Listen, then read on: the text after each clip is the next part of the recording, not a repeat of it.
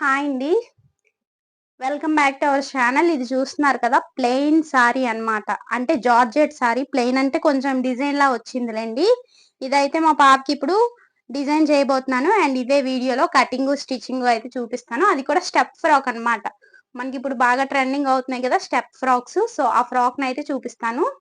వీడియోని అయితే ఎక్కడ స్కిప్ చేయకండి. వీడియోని స్కిప్ చేశారంటే మీకు అస్సలు అర్థం కాదు. సో వీడియోని అయితే లాస్ట్ వరకు చూడడానికి ట్రై చేయండి. నేను కూడా చాలా సింపుల్ గా అందరికి కొత్త వారికి కూడా అర్థమయ్యే విధంగా చెప్పడానికి అయితే ట్రై చేస్తాను. సో ఈ ఫ్రాక్ కోసం నేను ఇక్కడ చిన్నపిల్లలదే కాబట్టి మా పాపకి అయితే ఇప్పుడు 7 ఇయర్స్ అన్నమాట. సో 7 ఇయర్స్ బేబీ కాబట్టి నేను ఇక్కడ 1.5 మీటర్ అయితే క్రేప్ లైనింగ్ తీసుకున్నాను. సరిపోతుంది అన్నమాట. కిందన ఈ పార్ట్ వరకు కూడా హైట్ వచ్చిన అంటే ఫుల్ లెంత్ అన్నమాట. యాంగిల్ లెంత్ వరకు ఉంటుంది ఫ్రాక్. సో లైనింగ్ ఎంత యూస్ చేసినా పైన బాడీ పార్ట్ కూడా నేను క్రేపే యూస్ చేస్తాను. మొత్తం సరిపోతుంది. సో ఇప్పుడు దీన్ని ఏ విధంగా కటింగ్ చేసుకోవాలో చూసేద్దాం రండి. సో ఇక్కడ నేను పైన బాడీ పార్ట్ అయితే మిషన్ టేబుల్ మీద కటింగ్ చేస్తున్నాను. బాడీ పార్ట్ కట్ చేయడం కోసం ఇక్కడ నేను డబుల్ ఫోల్డింగ్ అనేది చేసుకున్నాను. ఎందుకంటే ఫ్రంట్ పార్ట్ బ్యాక్ పార్ట్ రెండు కూడా ఒకేసారి కటింగ్ అవుతాయి అనేసి. ఇలా డబుల్ ఫోల్డింగ్ చేసుకున్నాం కదా, కింద వైపున ఇప్పుడు హెచ్చు తగ్గులు లేకుండా మార్కింగ్ అయితే చేసుకోవాలి. ఇక్కడ చూడండి, ఇదైతే ఫాల్ అట్ అనమాట. దీని మీద మా పాప మెజర్మెంట్స్ ఆల్రెడీ నేను తీసుకున్నాను. తన హైట్కి తగ్గట్టుగా బాడీ మెజర్మెంట్స్ అన్నవి తీసుకున్నాను అనమాట. ఇప్పుడు ఆ మెజర్మెంట్స్ ప్రకారం నేను కటింగ్ అన్నది చేయబోతున్నాను. ఇలా డబల్ ఫోల్డింగ్ చేశాను కదండి. ఇప్పుడు కింద వైపున హెచ్చు తగ్గులు లేకుండా స్ట్రైట్గా ఒక లైన్ అన్నది డ్రా చేశాను.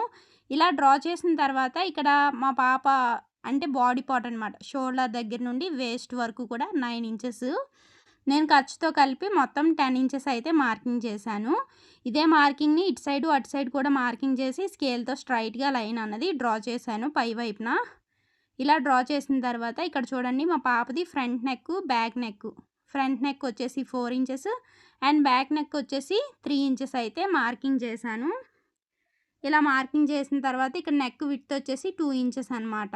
ఇలా మొత్తం అన్నీ కూడా బాక్సెస్లో అయితే మార్కింగ్ చేస్తాను. ఇక్కడ మా పాప టోటల్ షోల్డర్ వచ్చేసి 12 ఇంచెస్ ఉంది. సో ఇక్కడ మనకి మెయిన్గా ఏంటంటే నెక్ కరెక్ట్గా ఏజ్ బట్టి పెట్టుకోవాల్సి ఉంటుంది. ఇక్కడ షోల్డర్ వచ్చేసి మొత్తం టోటల్ షోల్డర్ వచ్చేసి 5.5 ఇంచెస్ పెట్టుకున్నా సరిపోతుంది. బట్ నేను ఫస్ట్ అయితే 6 ఇంచెస్ పెట్టాను అనమాట. 12 ఇంచెస్లో హాఫ్ 6 కదా, సో ఆ ప్రకారం పెట్టేశాను. నాకేమనిపించిందంటే షోల్డర్ బాగా ఎక్కువ ఉన్నట్టు అనిపించింది. అందుకోసమనే మళ్ళీ 5.5 ఇంచెస్కి అయితే తగ్గించేశాను. ఫస్ట్ అయితే మొత్తం అంతా కూడా ఇదే విధంగా మార్కింగ్ చేశాను. అలా ఉంచుకున్నా పర్వాలేదు. ఇక్కడ టోటల్ చెస్ట్ వచ్చేసి 25 ఇంచెస్ అయితే వచ్చిందనమాట. 25 ఇంచెస్లో హాఫ్ అంటే 4వ భాగం తీసుకోవాలి. మనకి అలా 4వ భాగం డైరెక్ట్గా తెలియకపోతే నేను వీడియోలో చూపిస్తాను కదా, ఫస్ట్ ఒకసారి ఫోల్డింగ్ చేస్తే మనకి 2 పార్ట్స్గా డివైడ్ అవుతుంది ఆ 25 ఇంచెస్ అన్నది. మరలా ఇంకొకసారి ఫోల్డ్ చేసామంటే మనకి 4 పార్ట్స్ అనేవి వచ్చేస్తుంది. సో ఇలా వీడియోలో చూపించే విధంగా మార్కింగ్ చేసుకున్నాను. అండ్ ఎక్స్ట్రా ఒక 1 ఇంచ్ అయితే మార్క్ చేసుకున్నాను అనమాట. ఇప్పుడు 4 పార్ట్స్ కింద డివైడ్ చేసాం కదండి. ఆ 4 పార్ట్స్ ఇప్పుడు ఫర్ ఎగ్జాంపుల్ మనకి 25/4 చేస్తే మనకి 13 ఇంచెస్ వచ్చిందనుకోండి. ఎగ్జాంపుల్గా చెప్తున్నాను. ఆ 13 ఇంచెస్కి 1 ఇంచ్ యాడ్ చేసి 14 ఇంచెస్కి మార్క్ చేశానమాట. ఎందుకంటే మనకి ఫ్రాక్కి కింద వైపున బాడీ పార్ట్లో డాట్స్ స్టిచ్ చేస్తాం కదా, అందుకోసం. అండ్ ఇక్కడ మళ్ళీ నేను 5.5 ఇంచెస్కే పెట్టేశాను, మార్కింగ్ చేశాను. షోల్డర్ అనేది 5.5 ఇంచెస్కి మార్క్ చేసి ఇలా వీడియోలో చూపించే విధంగా మార్కింగ్ అయితే చేస్తాను. ఇక్కడ బ్యాక్ నెక్ అయితే రౌండ్ నెక్ ఇచ్చేస్తున్నాను. అండ్ ఫ్రంట్ వచ్చేసరికి చిన్నది లైట్గా వీ షేప్ అయితే ఇద్దాం అనుకుంటున్నాను. ఫస్ట్ అయితే బ్యాక్ నెక్కి మార్కింగ్ చేసేస్తున్నాను అనమాట. మార్కింగ్ చేసి చుట్టూ కూడా ఎలా అయితే మార్కింగ్ చేశానో ఆ మార్కింగ్ మీదుగా కటింగ్ అన్నది చేసేస్తున్నాను. ఇక్కడ క్రేప్ కాబట్టి మనం అస్సలు లైనింగ్ క్లాత్ని మూవ్ చేయకూడదనమాట. మూవ్ చేసామంటే క్లాత్ అన్నది ఎగువ దిగువ అయిపోతుంది. బట్ ఇక్కడ నాకు మూవ్ చేయక తప్పలేదు. ఎందుకంటే అటు సైడు ట్రైప్యాడ్ పెట్టాను, వీడియో షూట్ చేస్తున్నాను కదా, అందుకోసమని. ఎలా చేసినా కొంచెం ఎక్స్పీరియన్స్ ఉంది కాబట్టి అడ్జస్ట్ చేయగలరు. బట్ కొత్తగా స్టార్ట్ చేసే వాళ్ళు మాత్రం అస్సలు మూవ్ చేయకండి. అండ్ ఇక్కడ ఫస్ట్ అయితే నేను బ్యాక్ నెక్ అన్నది కటింగ్ చేసేస్తున్నాను. ఇలా బ్యాక్ నెక్ కటింగ్ చేసిన తర్వాత ఇప్పుడు కిందనున్న పార్ట్ని అయితే సపరేట్ చేసి మళ్ళీ ఫోల్డింగ్ చేస్తాను అనమాట. కరెక్ట్గా ఫస్ట్ ఎలా ఉండేదో అలా ఫోల్డింగ్ చేసి ఇక్కడ వీ షేప్ అన్నది డ్రా చేస్తున్నాను. ఎలా అయితే మార్కింగ్ చేశానో ఆ మార్కింగ్ మీదుగా కటింగ్ చేసుకోవడమే. ఇక్కడ లక్కీగా ఏంటంటే పింక్ కలర్ మార్కర్ ఈ క్రీమ్ కలర్ మీద బాగా కనిపిస్తుంది. మోస్ట్లీ ఇలాంటి క్రేప్ క్లాత్స్ అయితే మనకి మార్కింగ్ పడదనమాట. బట్ ఈరోజు మాత్రం చాలా బాగా కనిపిస్తుంది మార్కింగ్ అన్నది.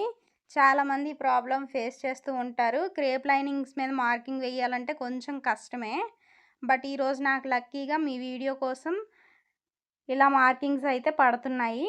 అండ్ పైన బాడీ పార్ట్ కట్ చేస్తాను కదా, ఇప్పుడు కింద పార్ట్ అనమాట. కింద పార్ట్ కట్ చేయడం కోసం నేను మిషన్ టేబుల్ మీదే డబల్ ఫోల్డింగ్ చేశాను. డబల్ ఫోల్డింగ్ చేసి కింద నుండి చెక్ చేస్తున్నాను. నాకు కిందన ప్రిల్స్కి వచ్చేసి 29 ఇంచెస్ హైట్ అనమాట. టోటల్ హైట్ వచ్చేసి 38 ఇంచెస్. బట్ బాడీ పార్ట్ కోసం మనం ఆల్రెడీ 9 ఇంచెస్ అన్నది మైనస్ చేసాం. అంటే పై పార్ట్ కోసం ఆల్రెడీ మనం 9 ఇంచెస్ అన్నది కటింగ్ చేసాం కదా. ఇక ఉన్నది ఎంత 29 ఇంచెస్. సో ఆ 29 ఇంచెస్ అన్నది ఇక్కడ కటింగ్ చేస్తున్నాను. ఇక్కడ మనకి ఇది లైనింగ్ క్లాత్ కాబట్టి ఎగ్జాక్ట్గా కటింగ్ చేసేస్తున్నాను. అదే ఒరిజినల్ క్లాత్ అంటే మనకు ఒక 1 ఇంచ్ అన్నది ఎక్స్ట్రా పెట్టుకుంటే సరిపోతుంది. ఇప్పుడు ఏంటంటే ఇది మనకి ఫ్రంట్ పార్ట్కి బ్యాక్ పార్ట్కి కలిపి, అందుకోసమనే మిడిల్లోకి ఇలా కటింగ్ అన్నది చేసేసుకుంటున్నాను. ఇలా మిడిల్కి కట్ చేస్తామనుకోండి మనకి ఫ్రంట్ పార్ట్ కోటి బ్యాక్ పార్ట్ కోటి వస్తుంది. సో ఇక్కడ మనకి లైనింగ్ క్లాత్ అన్నది కటింగ్ అయిపోయింది. ఇప్పుడు ఒరిజినల్ క్లాత్ అయితే కట్ చేసుకోవాలి. నేను సారీ కదా తీసుకుంటున్నాను. ఈ ఫ్రాక్ కోసం మా పాప కోసం కిందన ఓన్లీ ప్రిల్స్ కోసమే 2.5 ఇంచెస్ అయితే 2.5 మీటర్స్ అయితే తీసుకున్నాను. సారీ 2.5 ఇంచెస్ కాదు, 2.5 మీటర్స్ ఓన్లీ ఫర్ ప్రిల్స్ కోసం అనమాట. ఇక బాడీ పార్ట్కి అయితే సపరేట్గా కటింగ్ చేస్తాను. ఫస్ట్ అయితే నేను ప్రిల్స్ అన్నది కటింగ్ చేస్తున్నాను. స్టెప్ ఫ్రాక్ కదా, ప్రిల్స్ క్లాత్ అన్నది కొంచెం ఎక్కువగానే పడుతుంది. నార్మల్గా మనం కటింగ్ చేసిన దానికన్నా కూడా కొంచెం ఎక్కువగానే పడుతుంది. బట్ అంతా కూడా ఈ 2.5 మీటర్స్లోనే ప్రిల్స్ అన్నవి సెట్ చేస్తాను. ఫస్ట్ ఏంటంటే మనం ఇక్కడ డబల్ ఫోల్డింగ్ చేసుకున్నాను నేను. ఇలా డబల్ ఫోల్డింగ్ చేసి ఎక్కడ కూడా హెచ్చు తగ్గులు లేకుండా అంత ఈవెన్గా కరెక్ట్గా ఉన్నట్లుగా చూసుకోవాలి. నాకు ఇక్కడ మీకు కనిపిస్తుంది అనుకుంటున్నాను, ఒక పార్ట్ అయితే లోపలికి వెళ్ళిపోయింది. అందుకోసమనే మళ్ళీ నీట్గా ఫోల్డింగ్ అయితే చేస్తున్నాను. ఇలా డబల్ ఫోల్డింగ్ చేసుకొని ఇలా పరుచుకున్నాను అనమాట. ఇప్పుడు అంతా కూడా కరెక్ట్గా వచ్చింది. ఇక్కడ ఏంటంటే నాకు ప్లేస్ చాలా తక్కువగా ఉంది. మా బెడ్రూమ్లో అయితే కటింగ్ చేస్తున్నాను. ఇటు కట్ చేద్దామంటే మంచం అడ్డు. సో అందుకోసమనే ఇలా కటింగ్ చేయవలసి వస్తుందన్నమాట. ఇక బయట కట్ చేద్దామంటే బయటన ఎవరో ఒకరు తిరుగుతూ ఉంటారు కదా అనేసి ఇంకా మా రూమ్లోనే కటింగ్ చేస్తున్నాను. టోటల్ హైట్ అయితే మార్కింగ్ చేశాను. 29 ఇంచెస్ కదా, 29 ఇంచెస్కి 1 ఇంచ్ ఎక్స్ట్రా ఖర్చు కోసం అయితే యాడ్ చేశాను. ఇది టోటల్ మొత్తం అంతా కూడా జిగ్జాగ్ చేస్తానన్నమాట. నేను కింద వైపుకి వచ్చింది. ఫ్రాక్ లుక్ అయితే బాగుంటుందని అనిపిస్తుంది నాకు. మొత్తం మీద మా పాపకి వేసిన తర్వాత తెలియాలి ఎలా ఉంటుందో ఎలా వస్తుందో అనేసి.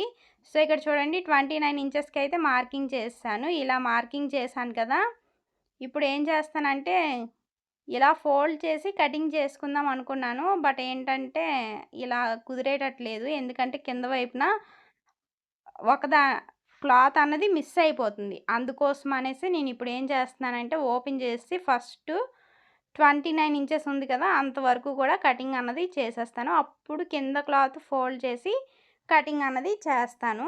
చూడండి ఇప్పుడు చూపిస్తాను. చూసారు కదా, ఇక్కడ నేను ఫస్ట్ 29 ఇంచెస్కి ఎక్కడైతే మార్కింగ్ చేశానో అంతవరకు కూడా కటింగ్ అన్నది చేసేస్తున్నాను అనమాట. అండ్ స్టెప్ కోసం నేను పైకి ఒక 10 ఇంచెస్ వరకు కూడా మార్కింగ్ అన్నది చేశాను. ఆ 10 ఇంచెస్ వరకు కూడా క్లాత్ని అయితే ఇలా పెట్టేసుకున్నాను. ఇలా పెట్టుకోవడం వల్ల ఇది ఒక స్కేల్ లాగా కూడా యూజ్ అయ్యింది. మొత్తం అంతా మార్కింగ్ చేసుకొని అవసరం లేకుండా ఒక స్కేల్ లాగా అయితే బాగా యూజ్ అయ్యింది. సో ఇప్పుడు దీని ప్రకారం మొత్తం అంతా కూడా కటింగ్ అయితే చేస్తాను. ఇది పై పార్ట్ మనకి. సో ఇప్పుడు మనకి ఇంకొక పార్ట్ని అయితే కటింగ్ చేసుకోవాలి కదా సేమ్. అంటే ఇది మనకి పైన ఎంత అయితే క్లాత్ తీసుకున్నామో కిందన దానికి డబల్ క్లాత్ అయితే తీసుకోవాలన్నమాట. కిందన కూడా మనం ప్రిల్స్ పెడతాం కాబట్టి డబల్ అయితే కావాలి. సో అందుకోసమనే ఇక్కడ నేను ఫస్ట్ కట్ చేసింది ఫ్రంట్ సైడ్కి అయితే సరిపోతుంది. ఇక బ్యాక్ సైడ్కి కూడా కావాలి కదా. ఇప్పుడు ముందు కట్ చేసి పెట్టుకున్నాం కదా, దాని ఆధారంగా ఇలా పెట్టి కటింగ్ అయితే చేసుకుంటున్నాను. దాన్ని అయితే ఇలా పరుచుకుంటున్నాను అనమాట. ఇలా పరుచుకొని ఇప్పుడు ఈ క్లాత్ ఆధారంగా కటింగ్ అనేది చేసేస్తాను. ఇలా కట్ చేసామంటే మనకి మొత్తం అంతా కూడా ఈక్వల్గా వచ్చేస్తుంది. లేదంటే మార్కింగ్ చేసి కటింగ్ చేసుకున్న ఒకటే. బట్ ఈజీగా అనిపించింది నాకైతే ఇలా కట్ చేయడం. జార్జెట్ క్లాత్ కదా, ఉత్తునే జారిపోతుంది. చాలా జారిపోయే క్లాత్ మరి స్టిచ్చింగ్ చేసేటప్పుడు ఎలా వస్తుందో ఏంటో. ఇక్కడ మొత్తానికి ఫ్రాక్ అన్నది కటింగ్ చేసేసాను. కింద పార్ట్ అయితే కటింగ్ అయిపోయింది. ఇక పై పార్ట్ కటింగ్ చేయాలి కదా! సో, అందుకోసం మనం శారీలో క్లాత్ మళ్ళీ యూజ్ చేద్దాము. నేను ముందు తీసుకుందైతే ఓన్లీ ఫ్రంట్ కింద పార్ట్‌కే సరిపోయిందనమాట. ప్రిల్స్ పెట్టి స్టిచ్ చేస్తాం కదా! వాటికే సరిపోయింది. ఇక బాడీ పార్ట్ కోసం నేను ఇలా డబుల్ ఫోల్డింగ్ చేసుకున్నాను. ఓన్లీ డాట్స్‌గా వచ్చింది కదా! వైట్‌గా క్రీమ్ కలర్ ఉన్న క్లాత్‌ని మాత్రమే యూజ్ చేస్తాననమాట.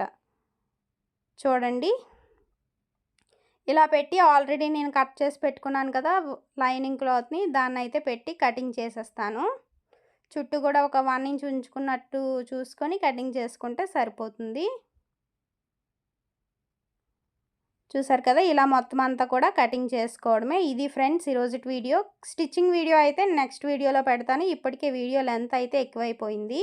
వీడియో నచ్చితే ఒక లైక్ చేయండి.